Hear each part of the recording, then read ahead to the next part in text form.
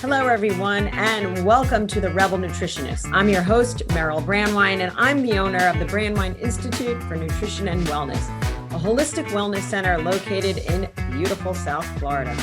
We'll focus on nutrition, movement, and emotional balance so that when it comes to the real skinny about health, you'll have all the information you need to meet your own personal goals. We're excited to show you the way to long-term healthy living. So let's dive in and get started. Welcome, everybody, to the Rebel Nutritionist podcast. This is Meryl Brandwine. I am your host, and I am so excited that we are finally transitioning into video. Love my new setup. It is awesome. It will continue to, we're going to continue to tweak it, but excited to be finally on a video platform. So today what I'm going to do is take a moment to reintroduce myself to those of you who have been following us for so long. Thank you to all of our followers and supporters. It's been amazing you having along the ride and the journey. And to those of you who don't know me, to allow me to introduce myself to you. So I'm going to talk a little bit about who I am, what my story is, how did I even get here, and the work that I love to do for the people and the clients who I serve.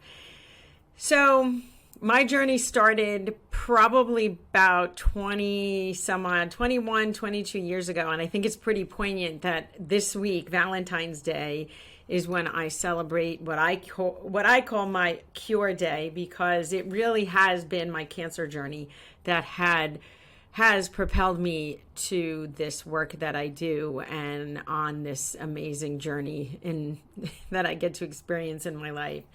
And really what happened was I was in the field of nutrition since I can remember. I remember first wanting to become a nutritionist or a dietitian because I just wanted to be like my aunt who I loved and adored, who was my hero. And she was going to be a dietitian. So if she was going to be a dietitian, I wanted to be like her. And I didn't even know what a dietitian was. I can tell you that was my first recollection in like fourth grade. But fast forward, I ended up going to school for nutrition. I actually wanted to go to school for medicine. And my story, I should say, probably started back then because I was told a story that I wasn't smart enough to go to medical school, or at least that was what I believed from what I was told. And I allowed that to really affect decisions in my life moving forward. And so part of this work that I'm going to talk about is really knowing what our beliefs are and how those things shape how we move through life. But basically, I went to school for nutrition, for dietetics, graduated with that kind of degree, worked in what I would call in the box nutrition and dietetics, worked in a hospital and private practice, and then got married, started having children, stopped working to take care of my babies. And then after about 6 weeks after my third child was born, Ashley, I discovered that I had a lump on my neck, wasn't sure what it was. P.S., to make a long story short, I ended up with a diagnosis of Hodgkin's lymphoma. And so, yes, it cancer, and it sent my world spinning because, as I mentioned, I was diagnosed 6 weeks after my third child was born. And so, needless to say, put my life in a tailspin.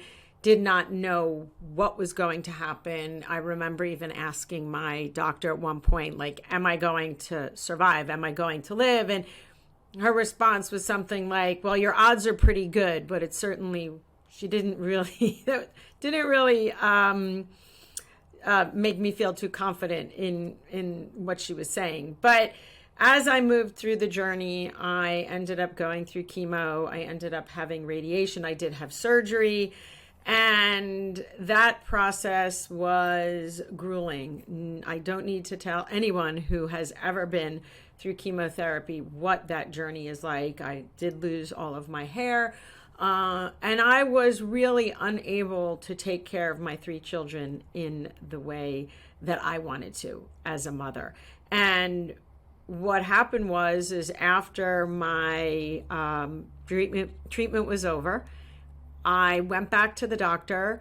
And like I said, Valentine's Day is my what I would call cure day, because I started treatment in November and finalized it on Valentine's Day. But I was cured, technically cured, but I was not feeling well. I was really debilitated physically. I mean, mentally, the brain fog sets in, but I was really unable to function the way the way I was before, prior to getting sick, and B, how I wanted to function in my family. And so at that time, my mother-in-law, who I used to actually tease all the time because she would say, oh, I do all this alternative work and I go down to Mexico and come with me. And I'm like, this is voodoo. I'm not doing this. And I finally said to her, okay, I'm waving the white flag. I don't feel well. Take me to wherever you want me to go so that I can feel better and function like the human that I want to function. She took me down to Mexico, to Tijuana. Oh yes, beautiful Tijuana. And I walked into the clinic, and I remember in the morning, I think we got there in the evening, in the morning, a woman walked in with a bag of coffee, and I'm like, that's a really funny way to serve coffee. And then I soon realized that she was going to give me a coffee enema. I was going the other way and not drinking the coffee. And so for 7 days, I had coffee enemas. I had whole, real food, nothing processed, no sugar, no meat. It was actually a vegan diet. And I left at the end. Well, I shouldn't say I left so I would follow around these doctors, these amazing oncologists who were doing this work there, because most of the people who were there were actually being treated for ongoing cancer. There were a few of us there who were there for rejuvenative purposes, but most of the people were pretty sick. And these oncologists, I just remember sitting with them and picking their brains, like, what is this? I never learned about any of this. What are you doing? I need to know. And so I would sit with them and they would educate me, and they would talk to me about the kinds of treatments. I was getting hyperbaric oxygen before it was the thing to do. We were doing acupuncture. We were doing all kinds of other therapies, live cell injection therapies. I mean, again, you name it, I feel like they were doing it. And they were way ahead of their time. I was getting IVs, and so restorative IVs. And so it was really pretty eye-opening. And then I came back. They had given me what they called an autologous dendritic cell vaccine. It was a vaccine with my own immune system to help support my system. And so came home with all of this amazing information. And then a week would go by and I started feeling better. And then it was 2 weeks and I started feeling even better. And so that kept happening. I just started getting better and better. And I'm like, wow, this is pretty incredible. What is this? Why do I not know about any of this? How come we were never taught this in school? And how do I get more of it?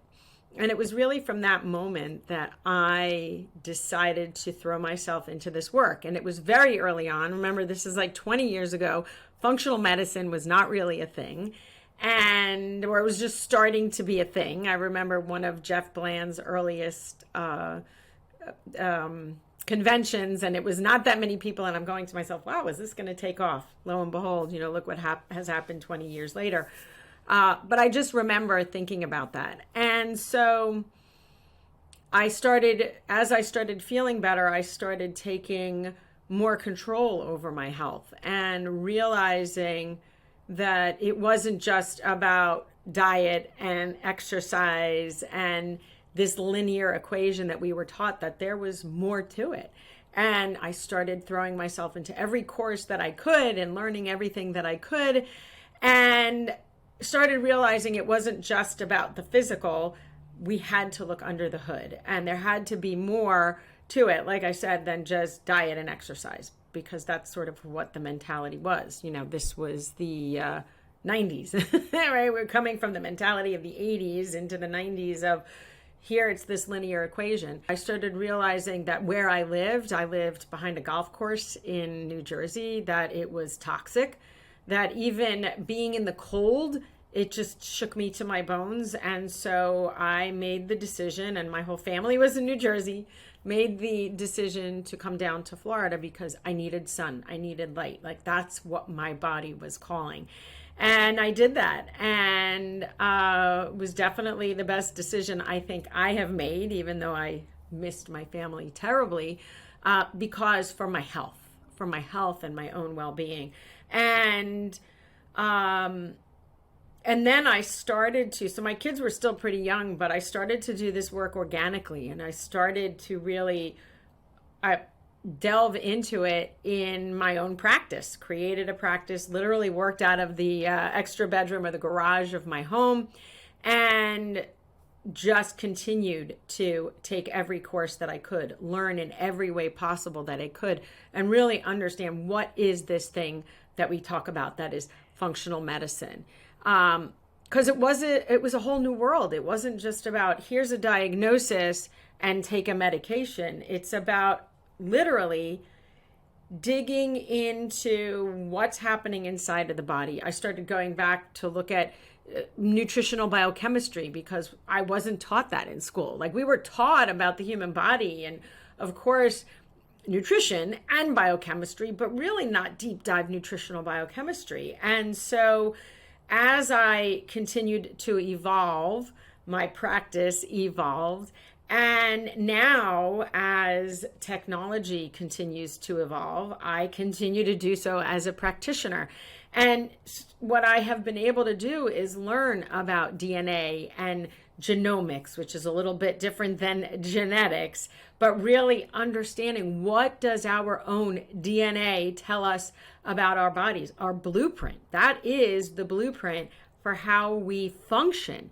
And why are we not using that in the medical community? I mean, I can tell you why, and that's going to be for another podcast, not for today, but really, we should be looking at our own DNA and how we work, because that, again, is the blueprint for everything. And so then I began to do more of that. And then I took a course on immunity and have been looking at the immune system and continue to evolve in the world of gut health. And now, as we start to really understand energy and quantum healing and longevity, it is now another step into understanding how the body works.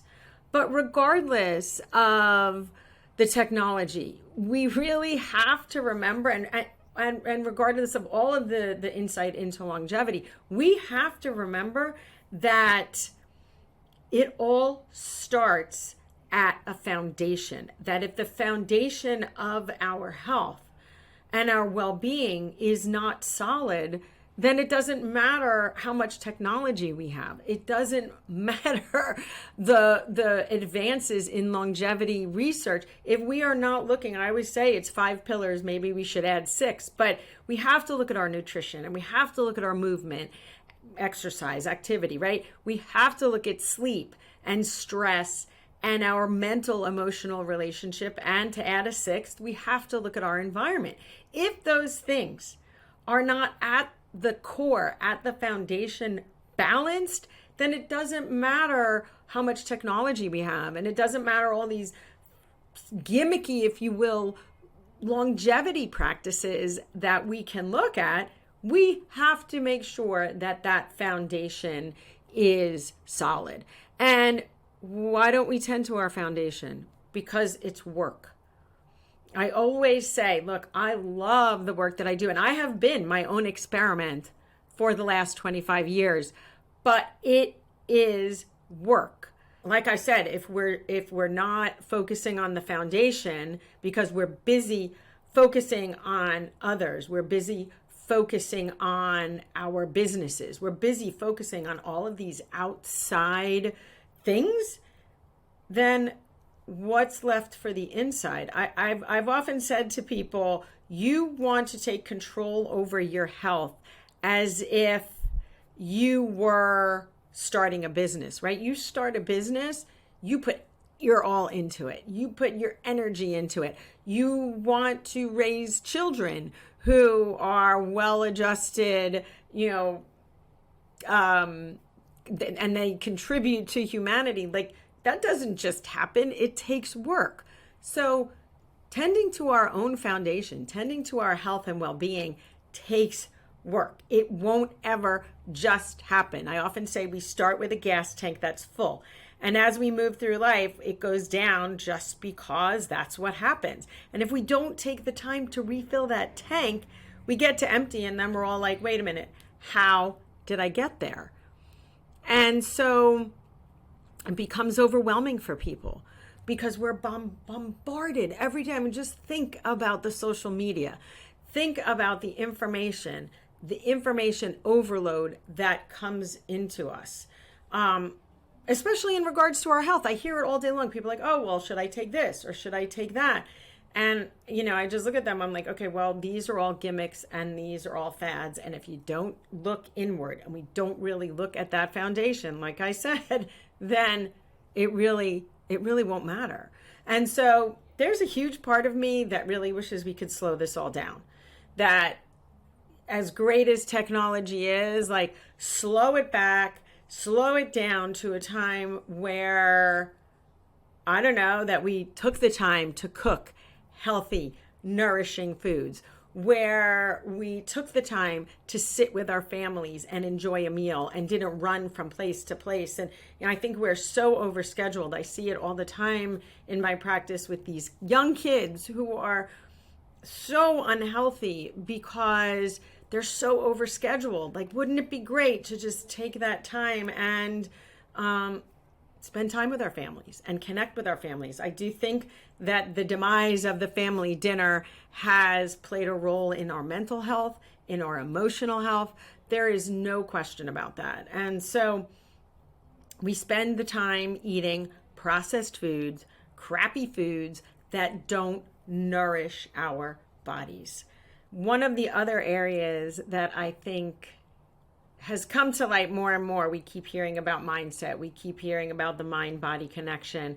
And I think this is an area that we really need to start to delve deeper into, to dig deeper into. I know I have been doing not only my own work on it, but in the work that I'm doing with my clients, because mindset and how we think literally affects our own biology. I did an amazing podcast with Dr. Catherine Clinton that we talked about quantum biology, that how we think creates energy in our bodies, and that energy literally turns and drives a lot of the cellular processes in our body. And I know it can sound woo-woo and it can sound kind of out there, but the more that I've studied it, the more I practice it on myself. And I always say I'm my own best N of one, I'm my own best experiment, the more I see it come to light. I mean, there was a time when you would talk about mindset and